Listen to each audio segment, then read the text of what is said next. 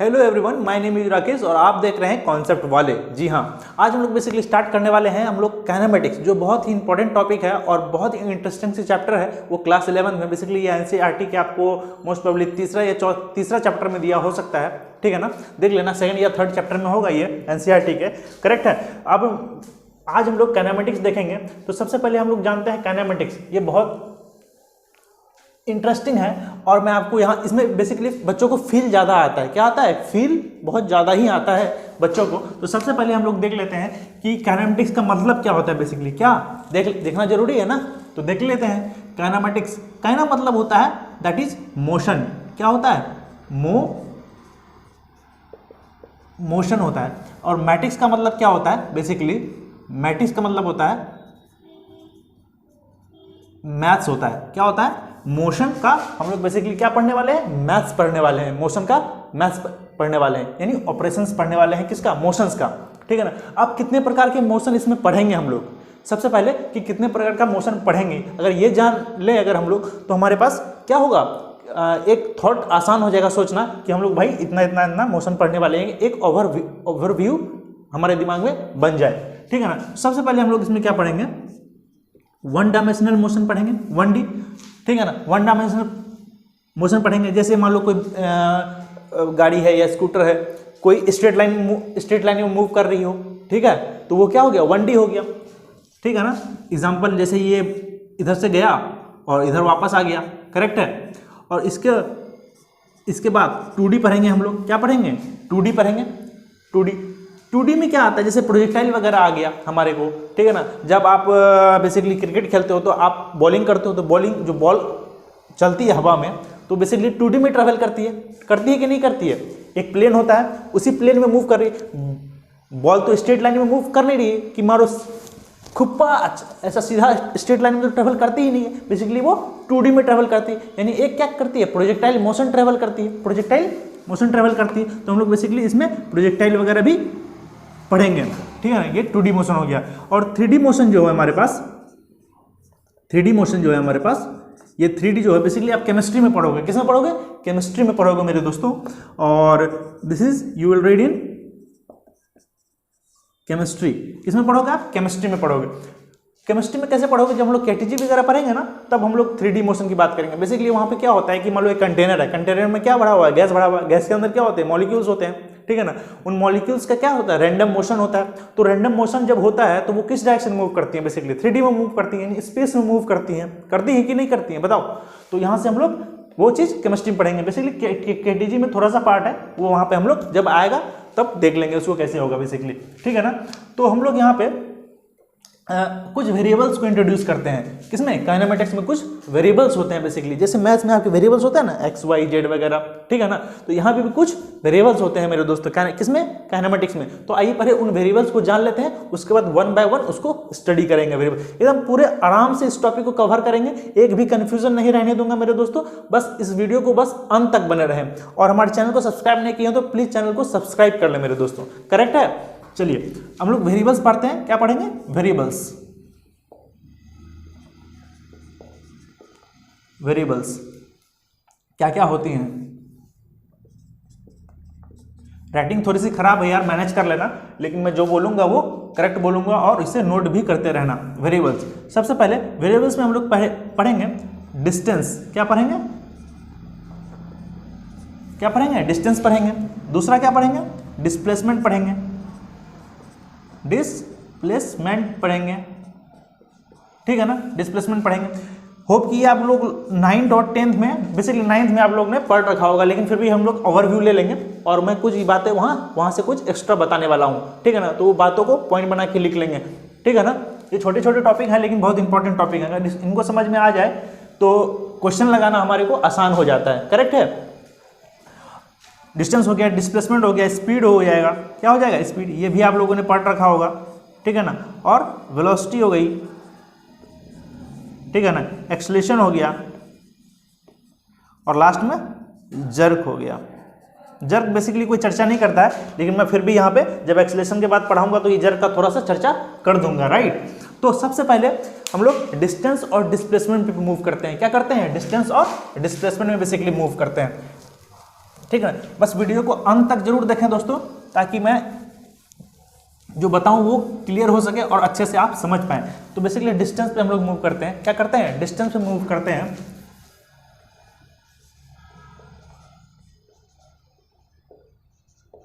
Distance पे move करते हैं। डिस्टेंस पे मूव करने से पहले थोड़ा सा एग्जांपल लेना चाहूंगा मैं, ठीक है ना। एग्जांपल इसी से रिलेटेड कि अगर मुझे मान लो पटना से कहाँ जाना है, दिल्ली जाना है, this is Patna and this is Delhi, correct है। तो मैं चला गया, कोई बात नहीं, कोई कष्ट नहीं, ठीक है। तो मैं जब दिल्ली से पटना से दिल्ली गया, तो क्या हमारा पाथ स्ट्रेट है, तो क्या हमारा पाथ जो है वो स्ट्रेट है, इज इट स्ट्रेट, ठीक है ना। तो रोड भी तो वैसे ही होता है, क्या रोड हमारा स्ट्रेट होता है क्या, नहीं होता। तो हम लोग बेसिकली क्या करते हैं, जैसे जैसे रोड चलता है वैसे वैसे हम लोग उसको क्या करते हैं, फॉलो करते जाते हैं। तो बेसिकली हम लोग पाथ ट्रेवल करते हैं, क्या करते हैं, एक्चुअल पाथ को हम लोग क्या करते हैं, ट्रेवल करते हैं मेरे दोस्तों, करेक्ट है। तो actual path, this is actual path, actual path, ये क्या है, एक्चुअल पाथ है हमारा, दिस इज एक्चुअल पाथ। और इसके पास कोई डायरेक्शन होता है क्या, इसके पास कोई डायरेक्शन तो होता नहीं है, क्योंकि कभी इधर जाओ कभी उधर जाओ कभी इधर जाओ, तो डायरेक्शन कभी फिक्स नहीं होता बेसिकली इसका। कोई पर्टिकुलर मान लो ऐसे भी मूव कर रहे हैं तो ऐसे मूव कर रहे हैं, ऐसे मूव कर रहे हैं, तो डायरेक्शन क्या है, फिक्स नहीं है इसके पास। It doesn't have direction, fix direction, इसका उसका फिक्स, नो फिक्स डायरेक्शन, यहाँ लिख लेंगे नो फिक्स, इसके पास नो फिक्स डायरेक्शन, क्या इसके पास कोई फिक्स डायरेक्शन नहीं होता है, ठीक है। अब इट इज रिलेटेड विथ, इसको नो फिक्स डायरेक्शन, अब पॉइंट बना के लिखते जाएंगे, 2-3 पॉइंट और समझते जाएंगे। It is related with actual path, क्या एक्चुअल पाथ से इसका क्या है, रिलेशन है। तो it is related with, it is related with actual path, correct है। ये कौन सा क्वांटिटी है, स्केलर क्वांटिटी, क्यों स्केलर क्वांटिटी है, ठीक है ना।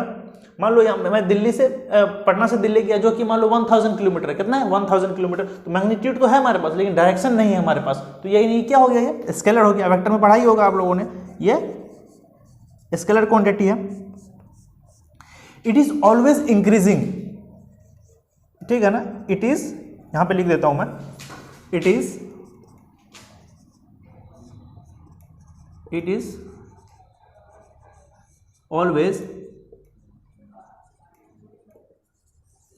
ऑलवेज इंक्रीजिंग, ये हमेशा इंक्रीजिंग होता है, ठीक है ना, कभी डिक्रीज नहीं करता बेसिकली। मान लो मैं कहीं ट्रैवल कर रहा हूँ और डिस्टेंस बेसिकली ट्रैवल कर रहा हूँ, तो क्या डिस्टेंस हमेशा पॉजिटिव होगा कि नहीं होगा, बोलो, हमेशा पॉजिटिव होगा, नेगेटिव तो हो ही नहीं सकता है, क्योंकि इसके पास डायरेक्शन है ही नहीं। डायरेक्शन को हम लोग अगर डायरेक्शन की अगर बात करें, ठीक है ना, अगर डायरेक्शन नहीं है तो अगर मैं इस डायरेक्शन में मूव करूं और इस डायरेक्शन में मूव करूं, डायरेक्शन बेसिकली क्या शो करता है हमारे को, पॉजिटिव नेगेटिव, ठीक है ना। जैसे एक्स वाई कोऑर्डिनेट हमारे को होता है ना, एक्स एक्सिस, वाई एक्सिस और जेड एक्सिस बेसिकली, तो हम लोग डायरेक्शन प्लस माइनस में शो करते हैं, तो हमारे पास इसके पास डायरेक्शन ही नहीं है, तो ये इसका वैल्यू क्या होगा, नेगेटिव नहीं हो सकता, ठीक है ना। तो इसका वैल्यू क्या होगा, नेगेटिव नहीं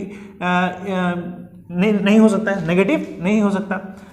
इट कांट बी नेगेटिव लिख लो, it can't be negative, it can't be negative. तो डिस्टेंस की यहाँ पे पूरी चर्चा हो गई आपकी, ठीक है ना, कि बेसिकली डिस्टेंस कहेंगे, क्या कहेंगे, एक्चुअल पाथ को ट्रैवल कहेंगे, ठीक है ना। अगर हम इसी में अगर डिस्प्लेसमेंट की बात करें, अगर हम लोग क्या करें, डिस्प्लेसमेंट की बात करें अगर हम लोग, तो डिस्प्लेसमेंट आइए देख लेते हैं। डिस्प्लेसमेंट की अगर बात करें, उसको भी ध्यान से देखना। डिस्प्लेसमेंट की अगर बात करें हम लोग,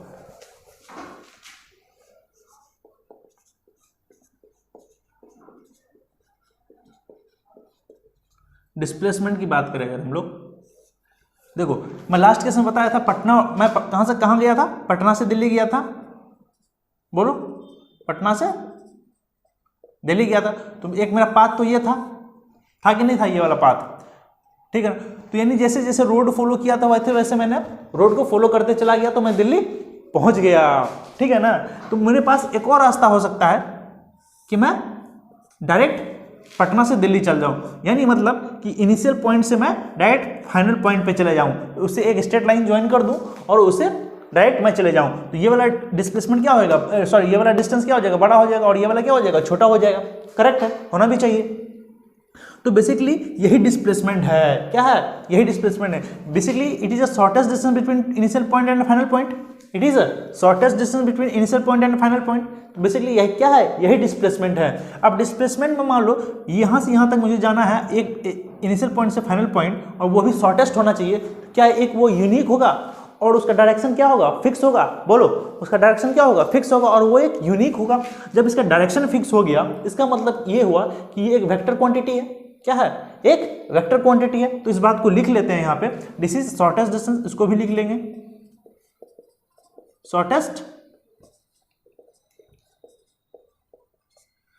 डिस्टेंस, ये भी लिख लेंगे। ठीक है ना। और इट इज रिलेटेड विथ, यहां पे पॉइंट बना के लिखते जाओ, इट इज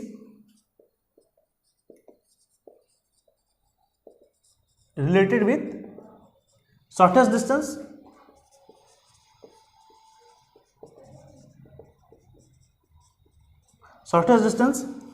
करेक्ट है। It is related with shortest distance, it is a vector quantity.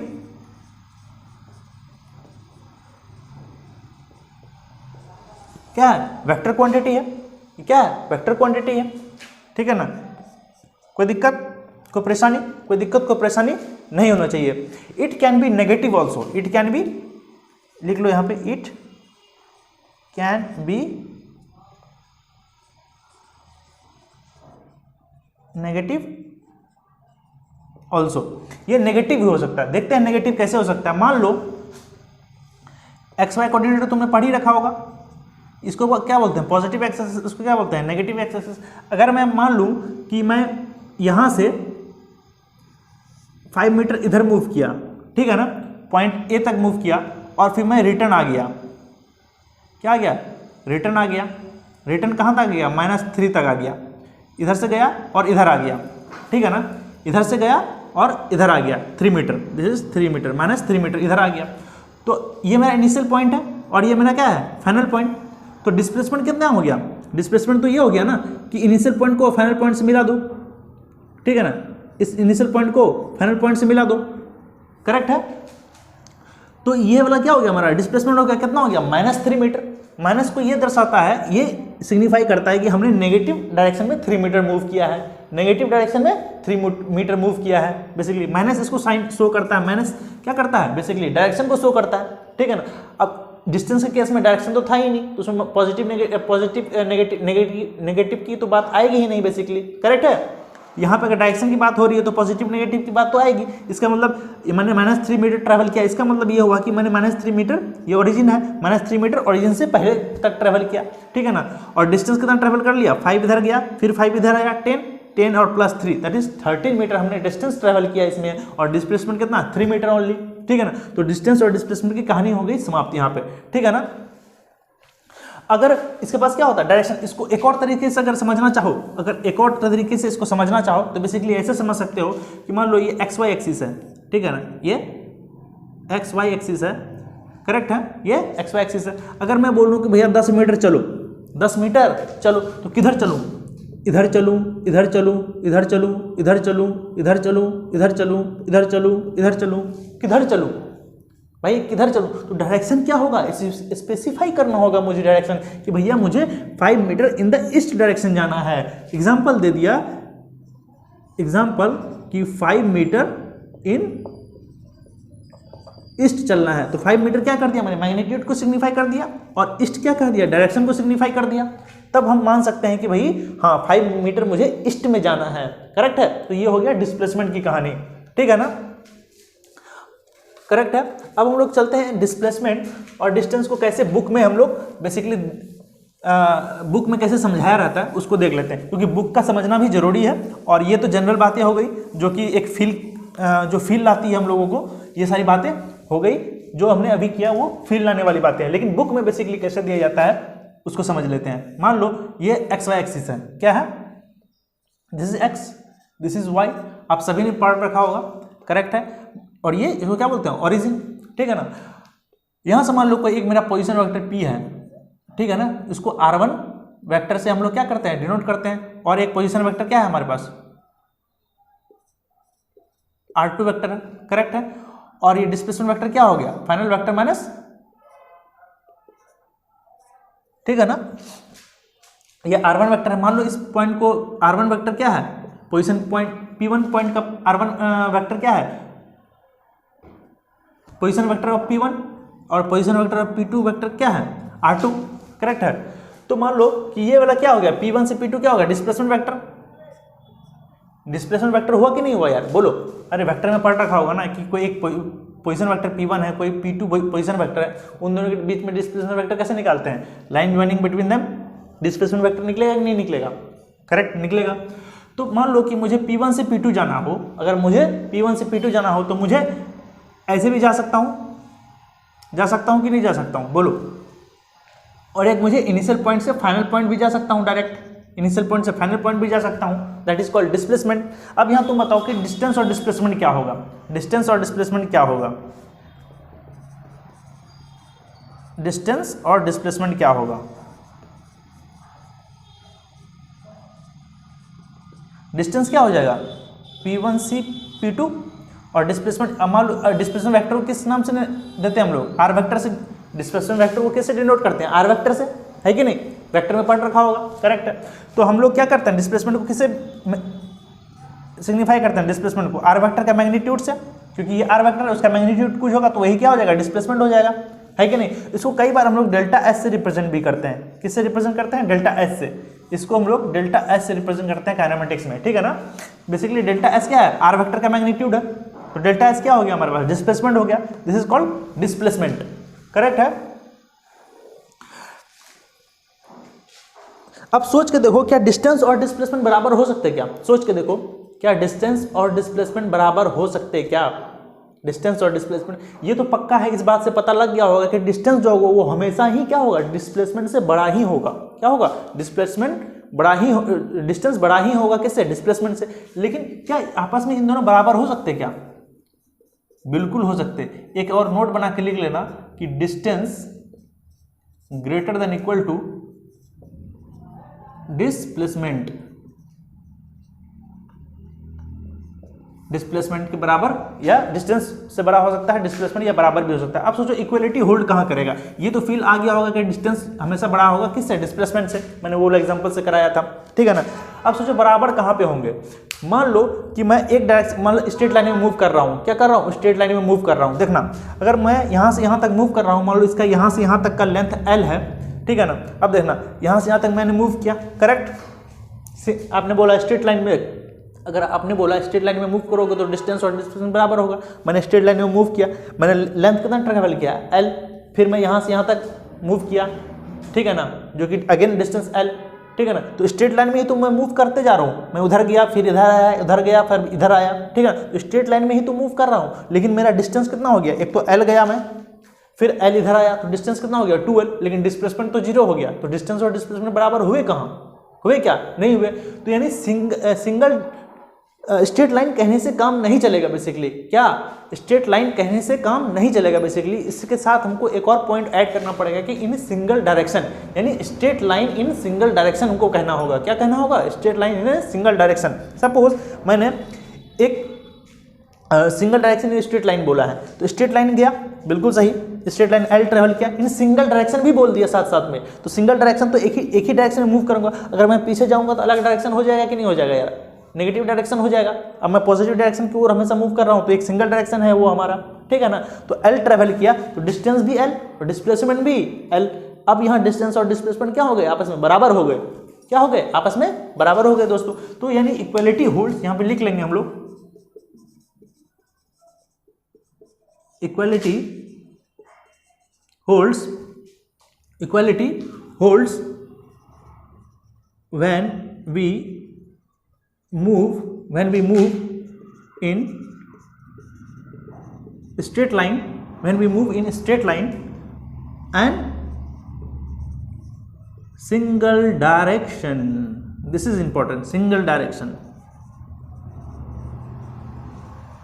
Correct है, single direction. Equality holds when we move in straight line and single direction, तब equality hold करती है। अब डिस्टेंस और displacement आप लोग को समझ में आ गया होगा होप। और अब चलते हैं बेसिकली फ्रेम ऑफ रेफरेंस पे। किस पे चलते हैं, बेसिकली फ्रेम ऑफ रेफरेंस जो है हम लोगों को यहाँ भी चर्चा कर सकते हैं, काइनेमेटिक्स के अंदर भी चर्चा कर सकते हैं, और जब रिलेटिव में पढ़ाऊंगा वहाँ भी चर्चा कर सकते हैं। मैं एक यहाँ स्मॉल ओवरव्यू दे देता हूँ आप लोगों को, किसका, फ्रेम ऑफ रेफरेंस का। बेसिकली फ्रेम ऑफ रेफरेंस का क्या दे देता हूँ, ओवरऑल आइडिया दे देता हूँ। यहाँ हम लोग छोटा सा पार्ट डिस्कस करेंगे रेफरेंस ऑफ फ्रेम पे, उसके बाद हम लोग मूव कर जाएंगे स्पीड और वेलोसिटी पे, वहाँ पे डिस्कस करेंगे। और जब रिलेटिव हम लोग पढ़ेंगे तो वहाँ से, और जब स्यूडो वूडो पढ़ेंगे तो वहाँ फ्रेम ऑफ रेफरेंस को बहुत अच्छे तरीके से जानेंगे। इनिशियल फ्रेम क्या होता है, नॉन इनिशियल फ्रेम क्या होता है, वो सब चीज़ जानेंगे, ठीक है। तो बेसिक आइडिया दे देता हूँ ताकि वहाँ मुझे समझाने में आसानी होगी उन बातों को, ठीक है। क्या बोलते हैं इसको, frame of reference, frame of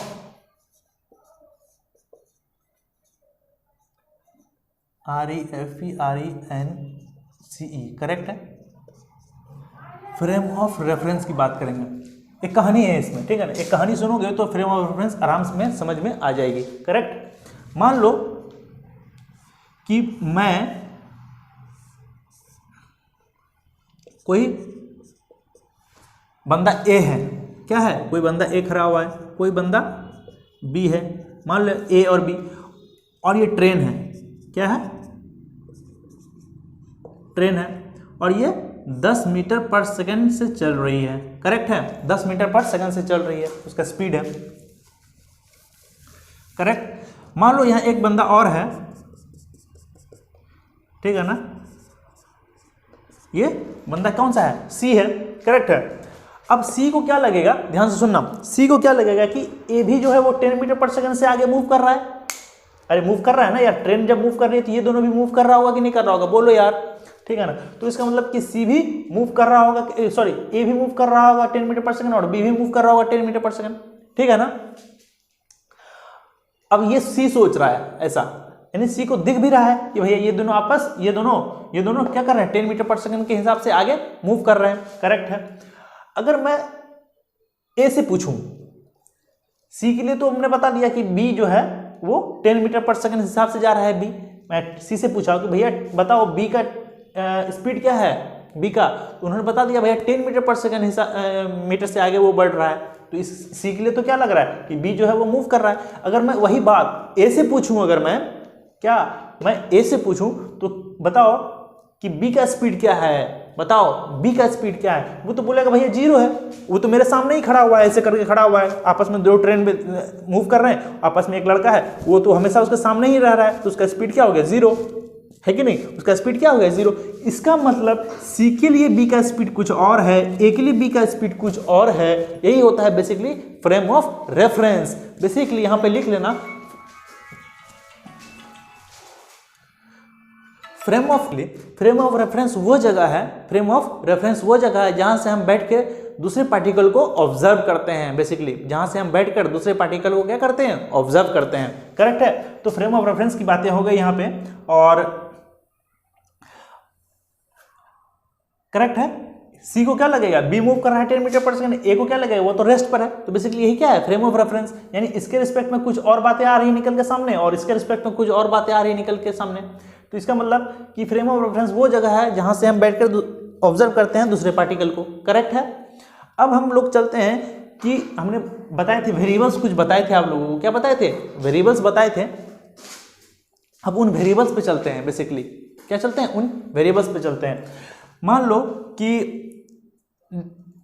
frame of reference पे कुछ बातें डिपेंड करती है, उन वेरिएबल्स का डिपेंडेंसी देखते हैं किस पे, फ्रेम ऑफ रेफरेंस पे। यानी इसमें लिख लेना क्वांटिटीज, यहां मैं बता देता हूं साइड में, एक बाइफोर्केशन कर देता हूं, डिफरेंस कर देता हूं यहां पे, ठीक है ना। क्वांटिटीज यहां लिख लेना, क्वांटिटी विच डिपेंड ऑन किसमें, reference frame, frame of reference या reference frame, frame of reference लिख लो। Quantity which depend on frame of reference, quantity which does not depend on frame of reference. ठीक है ना, बाइफर्केशन कर देता हूं यहां पे। अब मान लो quantities which depend on frame, quantities which does not depend on frame. ठीक है ना, अब मान लो कुछ वेरिएबल्स पढ़ाए थे ना, जैसे डिस्टेंस हो गया, डिस्प्लेसमेंट हो गया, स्पीड हो गया, वेलोसिटी हो गई। ठीक है ना, ये सारे मैंने क्या बताते वेरिएबल्स बताते। क्या वो वेरिएबल्स इस पे फ्रेम ऑफ रेफरेंस पे डिपेंड करता है या नहीं करता है? मान लो अगर डिस्टेंस की अगर हम लोग बात करें, किसकी बात करें, डिस्टेंस की, तो क्या डिस्टेंस फ्रेम ऑफ रेफरेंस पे डिपेंड करता है? अगर सी के रिस्पेक्ट में देखोगे, बी कैसा लग रहा है, बी तो 10 मीटर हिसाब से जा रहा है, इसका मतलब कि वो कुछ सेकंड के बाद यहाँ पे आ जाएगा ट्रेन और कुछ डिस्टेंस ट्रेवल कर लेगा, यानी सी को लगेगा कि भैया हाँ कुछ टाइम के बाद इसका डिस्टेंस क्या हो गया, चेंज हो गया। अगर ए से पूछोगे तो भैया ए को क्या लगेगा, बी तो वही है, मेरे लिए तो वही है ना, मेरे लिए तो क्या है, वही है, तो इसका मतलब ए को कुछ और लगेगा डिस्टेंस और सी को कुछ और लगेगा बी का डिस्टेंस। तो यहाँ पे क्या हो गया, तो डिस्टेंस क्या हो गया, फ्रेम ऑफ रेफरेंस पे क्या करती है, डिपेंड करती है। डिस्टेंस क्या हो गया, डिपेंडेंट हो गया किस पे, फ्रेम ऑफ रेफरेंस पे। उसी तरह से डिस्प्लेसमेंट हो गया, डिस्प्लेसमेंट हो गया।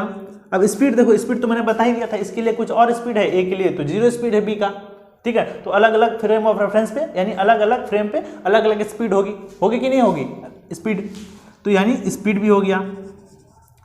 उसी तरह वेलोसिटी भी हो गई, उसी तरह एक्सेलरेशन भी हो गया होगा। अब उसी तरह मोमेंटम भी हो गया होगा, that is mass into velocity, 9 में पढ़ा होगा मोमेंटम। अगर वेलोसिटी डिपेंड कर रही है इसका मतलब कि मोमेंटम भी करेगा। उसी तरह काइनेटिक एनर्जी भी हो गया होगा, बोलो, उसी तरह काइनेटिक एनर्जी भी हो गया होगा। अब बात करते हैं quantity which does not depend on frame, frame पे डिपेंड नहीं करती है। मान लेते हैं कि बी ने ए को फूल फेंका, बी ने ए को क्या फेंका, फूल फेंका, और बी ने ये भी मेजर किया कि भैया 2 सेकंड में ये कैच कर लेता है। कौन, फूल को ए ने कैच कर लिया कितने, 2 सेकंड में। ठीक है ना, तो इसके घड़ी में भी टाइम कितना बताया, 2 सेकंड, 2 सेकंड बताया, और ए के घड़ी में भी कितना बताया, 2 सेकंड।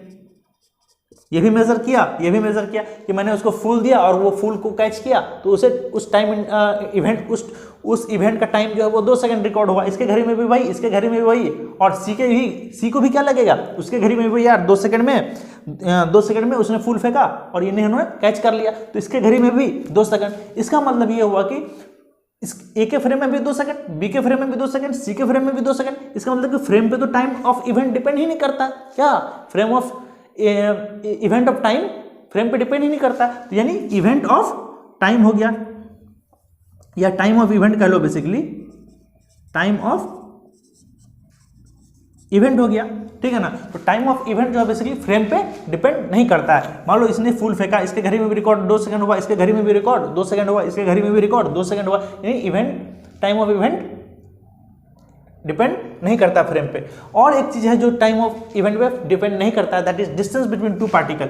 मान लेते हैं ए और बी के बीच के डिस्टेंस 2 मीटर है, बीच का डिस्टेंस कितना है, 2 मीटर। तो ए को क्या लगेगा कि 2 मीटर हमसे दूर खड़ा हुआ है, कौन, बी, और बी को क्या लगेगा कि ए भी हमसे 2 मीटर दूर खड़ा हुआ है, और सी को भी क्या लगेगा कि भैया ये दोनों आपस में तो हमेशा ऐसे जा रहे हैं ना, ट्रेन तो ऐसे जा रहा है, तो ए और बी का तो पोजीशन तो चेंज हो नहीं रहा है ना, तो इसका मतलब सी को भी क्या लगेगा कि ये 2 मीटर चेंज तो हो ही नहीं रहा है, यानी ए के फ्रेम से देखो तो बी क्या है, 2 मीटर उससे दूर खड़ा हुआ है, और सी के रिस्पेक्ट में देखो तो बोलेगा बी जो भैया ए से वो 2 मीटर दूर खड़ा हुआ है, इरिस्पेक्टिव ऑफ दिस स्पीड कितना भी हो जाए। क्या मतलब है इससे, है कि नहीं, समझ में आ रहा है ना बातें।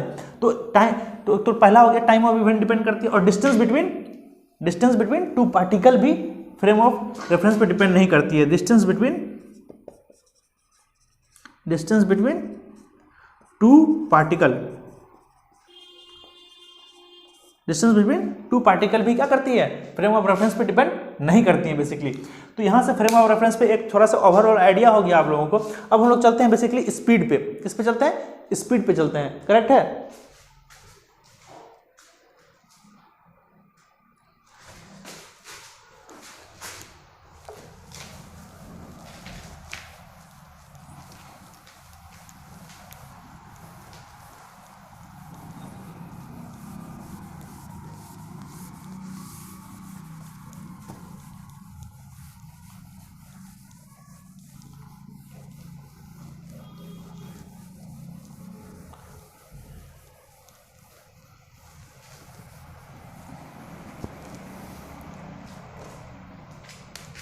अब हम लोग चलते हैं स्पीड पे।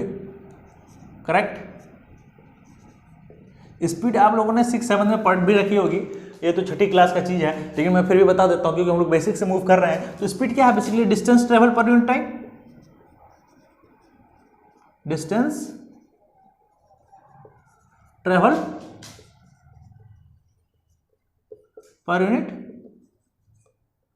टाइम। बोलो, distance travel per unit time, ठीक है ना। स्पीड को किसे देते हैं हम लोग? Distance by time, distance by time से हम लोग देते हैं किसको? स्पीड को। अगर मैं मान लो कहूं कि स्पीड हमारी 10 मीटर पर सेकेंड है, तो इससे क्या समझते हो बेसिकली? यानी 10 मीटर मैं 1 सेकेंड में मूव कर रहा हूं। क्या कर रहा हूं? 10 मीटर मैं 1 सेकेंड में मूव कर जा रहा हूं, दैट इज स्पीड। यानी मेरा रेट क्या है? डिस्टेंस चेंज करने का। मेरा रेट क्या है? डिस्टेंस चेंज करने का। बेसिकली रेट के बारे में हम लोग इसमें मूव करते हैं, यानी पर सेकेंड वो 10 मीटर मूव कर रहा है, दैट इज कॉल्ड स्पीड। अब स्पीड क्या है हमारे पास? It is a scalar quantity, it is a scalar quantity. ये एक क्या है? स्केलर क्वांटिटी है। इसके पास कोई डायरेक्शन तो होता नहीं है, तो इट इज डायरेक्शनलेस, क्योंकि इसके पास कोई डायरेक्शन तो होता नहीं। कोई फिक्स डायरेक्शन होता है क्या? कोई फिक्स डायरेक्शन तो होता नहीं है बेसिकली किसके पास? स्पीड के पास। तो ये स्केलर क्वांटिटी हो गया, और इसको डिफाइन करते हैं कैसे? डिस्टेंस बाय टाइम से बेसिकली स्पेसिफाई करते हैं। करेक्ट है। तो अब हम लोग चलते हैं बेसिकली वेलोसिटी पे। किस पे चलते हैं? अब फटाफट वेलोसिटी पे चलते हैं। वेलोसिटी पे चलते हैं। किस पे चलते हैं? वेलोसिटी पे। ये भी आप लोगों ने 9th और 10th में पढ़ ही रखा होगा। वेलोसिटी, डिस्प्लेसमेंट पर यूनिट टाइम, सिंपली इसको क्या बोलते हैं? डिस्प्लेसमेंट पर यूनिट टाइम।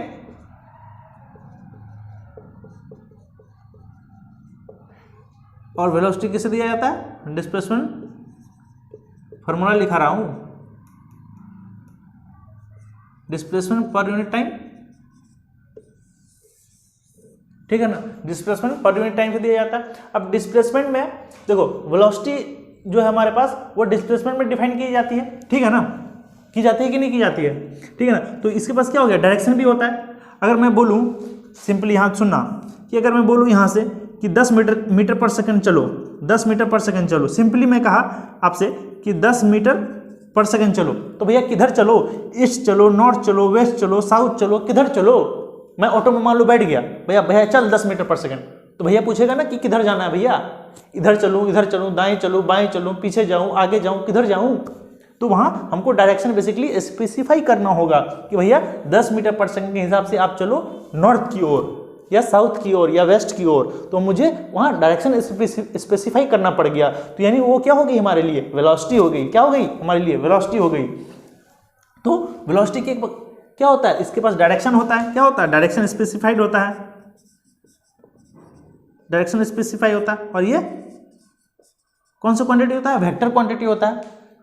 वेक्टर क्वांटिटी होता है।